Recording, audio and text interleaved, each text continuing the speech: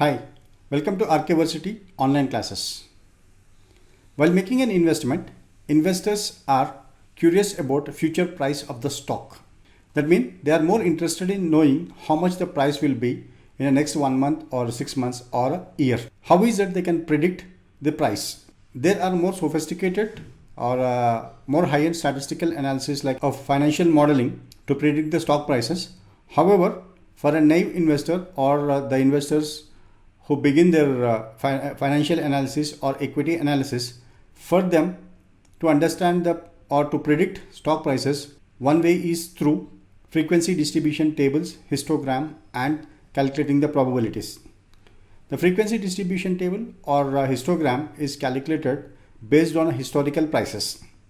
Once you calculate the frequency distribution table, then you can calculate the probabilities, and with the probabilities you may forecast your future price, in the sense what may be the price in future. In this lecture, I'm going to show you how to calculate frequency distribution table using data analysis toolpack histogram option. With the data analysis toolpack histogram option, you can calculate frequency distribution table with ease. However, you have to pay little attention towards understanding the technicalities of drawing a frequency distribution table. Now I'll show you that. When you download historical stock prices for a 1 year, on an average there will be 250 observations, and if you download data for a 5 years, then it will be around 1250 or 1300 observations.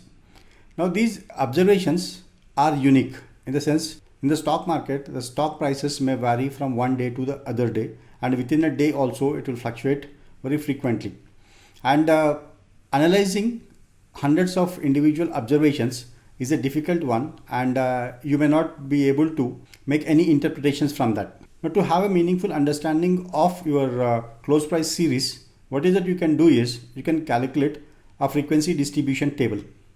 So in a frequency distribution table, what is that you do is you create a class intervals and group all the values pertaining to the particular class into one, so that you will have a frequency.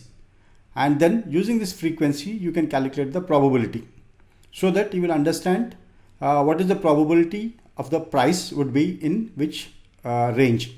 Now I will show you that. Here I sourced data for Sun Pharmaceutical Company for 1 year beginning from 3rd September to 30th August 2020. So we'll see how many observations are there during this trailing 12 months. To get a number of observations, here is a count. So in Excel you have a function called as a count, equal to count. Then after you type the count, open a bracket, then select your data, that is your data is in a B column, so simply B to B, then close the bracket, press enter key. Now you can see that there are 247 observations in the close price of a Sun Pharma during this previous 12 months. Now to calculate the minimum is the lowest price. So why is that we are going to calculate the minimum? Maximum is to calculate a class interval. Here is the equation. So a class interval is next number after the maximum value minus minimum value upon number of classes. So the maximum value and the minimum values you can get by using Excel functions. So to get a minimum value, this equals to min. Then as your data is in a column B, simply B to B. And while giving this kind of instructions to the Excel, see that there is no other data in a column B except the close prices. Don't worry, Excel will consider only the values which are there. Alright, blank cells are not considered to calculate a minimum value or a maximum value of anything. So we are giving a B to B, that is a column B. Then you have the minimum price is 324. Now the maximum price, to get a maximum price in Excel, use equal to max, that is a maximum, then again B to B. Now here you have a maximum price. Then to calculate the range is the difference between maximum and minimum value. So this equals to, our maximum value is 555, select this one, minus minimum value is 324.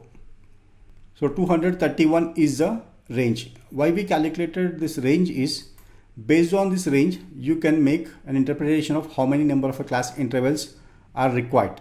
Next is the number of classes. In the sense, how many number of classes you want. So the number of classes depends on your range. If range is high, you can go for a higher number of classes. If range is a low, you can go for a lower number of classes. All right. And in statistics, preferably the classes will be from 6 to 15. So anywhere between 6 is the minimum and 15 is the max. You can pick any class interval. Here, as our range is a 231, I am taking the classes as 10. So number of classes are 10. And then to get our class interval size, so class interval is next number after the maximum value.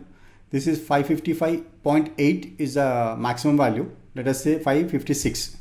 So this equals to 556 minus minimum value is 324. Now if you observe, I am putting the minimum and maximum values within a bracket. Why? Because after this you have to divide this number by number of classes.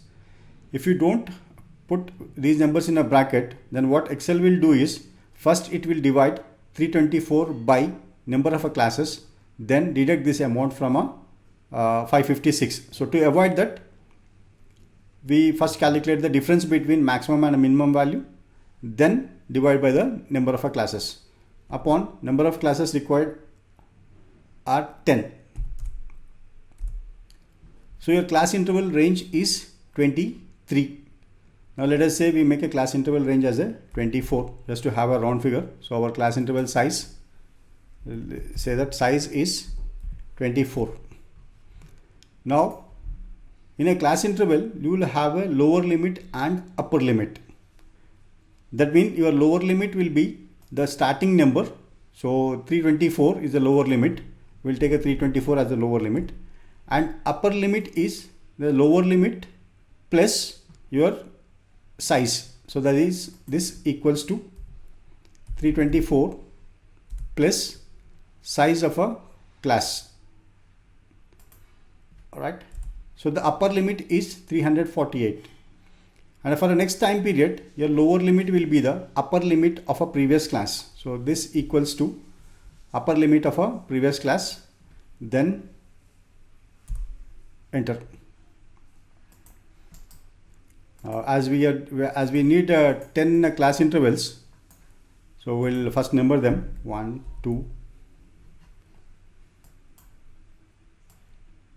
then 10 class intervals, and no decimal values are required here. So this is our first class interval is 324 to 348, and this is the second class interval. And now simply we drag this, but you'll get a wrong value here. Why? Because in this class interval you have given the 324, but you have not made this as a constant. So while giving an equation, here we'll make this as a constant by placing dollar symbols in front of a column name as well as a row number. Alright, when you place a dollar symbol in front of a column name, that means you are making a column as a constant. And when you place a dollar symbol in front of a row number, that means you are making a row as a constant. If you are placing dollar symbols both in front of column name and row number, that indicates that a particular cell is made constant. Now drag this for the second one. 348 is the lower limit of a second one, and 372 is the upper limit. Select these two and drag for the remaining time period. Now here we have a class intervals. This is the lower limit and this is the upper limit. Now how is it we are going to use this is, in Excel, when you go calculate the histogram or a frequency distribution table, Excel will prompt you to give a upper limit or a bin values. Alright. So that is the reason why we calculated this upper limits. Now to get our histogram, click on a data, then data analysis. From data analysis tools, select histogram, then click OK. Here is the histogram input box. So in the input range, click on the arrow, then select your close price.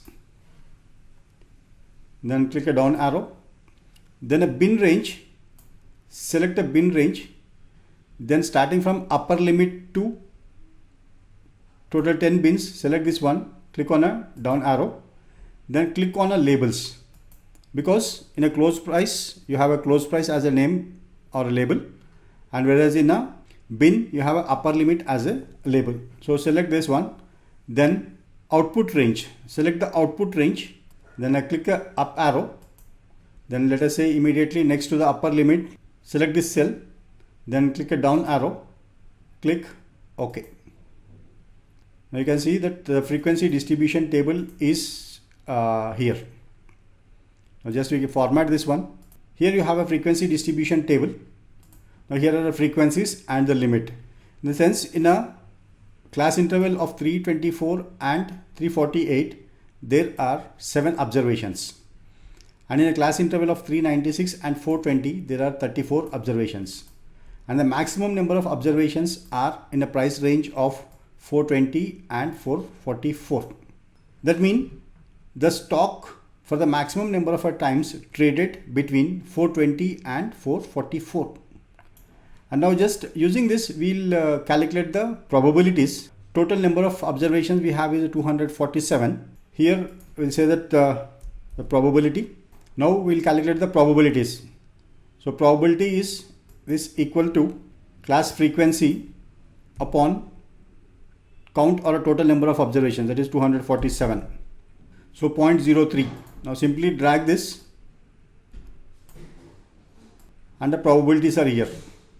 Now the highest probability, that is a 24%, is with limit in a class limit of 420 and 444. So maximum number of observations are here and the probability is 24%. Now we can say that there is a 24% of a chances that your stock price will be between 420 and 444 in a coming time period. If you observe, most of the times the price is between 396 and 492. Just we calculate the sum of this. Let us say this equals to sum of these 4 values. Now it says that 72% of the time the stock price is between 396 and 492. Based on this, you can make a rough estimation that if the similar conditions prevail in future also, the probability of a price being 396 and 492 is 72%. And very rarely the price moves beyond 492 and falls less than 372. In other terms, we can say that 492 is your resistance level, in the sense once the stock price reaches to 492, then it witnesses a resistance and the prices come down, and when the stock price reaches to 396, then it gets a support level, so that from there the price again increases. But mostly the stock will trade between 396 and 492. So using this histogram and by calculating the probability distributions, you may have a rough estimation of what is the probability of the price may be in future time period. As I am saying, this is a rough and a naive guess. To have a more in-depth understanding of price movements, you need to build financial models, and based on which you need to predict the stock price. Thank you for watching the video.